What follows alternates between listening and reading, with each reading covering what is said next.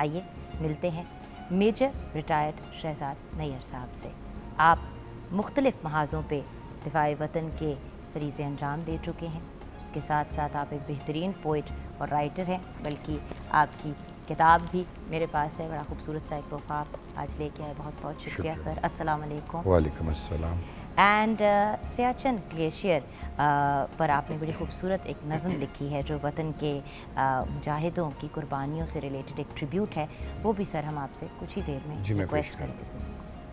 سر آپ سے بات شروع کریں گے، 6 ستمبر کی مناسبت سے کیا کہنا چاہیں گے؟ میں سمجھتا ہوں کہ وطن سے محبت ایک بہت قدرتی جذبہ ہے، انسانی نفسیات میں بہت گہرا اترا ہوا ہے، اور ایک حدیث بھی ہے کہ الحب الوطن من الایمان۔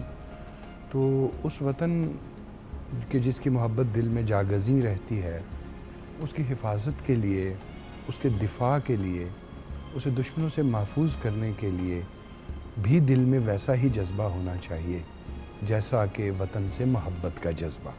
اور 6 ستمبر جب بھی آتا ہے قوم کو ایک نئے ولولے سے آشنا کرتا ہے، اور جس طریقے سے پاکستان کی بہادر افواج نے بہادر قوم کے ساتھ مل کر، قوم اور فوج ایک جان ہو کر، جس طرح 6 ستمبر 1965 کے دن اور اس کے بعد 17 روزہ جنگ میں جس طرح پاکستانیوں نے اپنے وطن کا دفاع کیا، وہ عالمی عسکری تاریخ میں ایک حوالہ ہے۔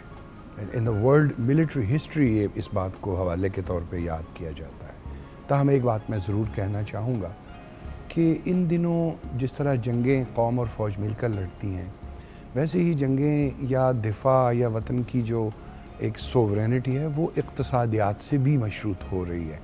تو میں یہ سمجھتا ہوں کہ قوم اور اس کے تمام ادارے مل کر ملک کی اقتصادی حالت کو بھی ویسے ہی مضبوط بنائیں جیسے پاکستان کا دفاع مضبوط ہے۔ اور آپ نے دیکھا ہی ہوگا کہ پاکستان کی افواج نے جس طریقے سے، جیسے ملک کی زراعت میں، جس طرح ملک کے دیگر فلاحی کاموں میں یا ملک کی جو بہتری کے کام ہیں، اس میں پوری قوم اور فوج مل کر اسی طریقے سے، میں 6 ستمبر کو یہ محسوس کرتا ہوں کہ جس طرح بیرونی محاذوں پر ہمارا دفاع مضبوط ہو، اسی طریقے سے اندرونی طور پر ہماری اقتصادیات، ہماری اکنامک کنڈیشن وہ بھی مضبوط ہونا ضروری ہے۔ مطلب دس از واٹ آئی تھنک۔ آپ پیس کی بات کر رہی تھی، میرا نہیں خیال، دیکھیے ایک ملک ہے جس کو ہر وقت اپنے دفاع کے لیے چوکس رہنا پڑتا ہے، اور ابھی کلبھوشن یادو کا واقعہ سب کے سامنے ہے کہ وہ کس لیے آیا۔ ابھی 2 دن پہلے پھر ایک نیٹ ورک پکڑا گیا ہے۔ تو اس طرح کی جب کانسٹنٹ تھریٹس ہوں تو کون سا ملک ہوگا جو اپنے دفاع سے غافل ہے؟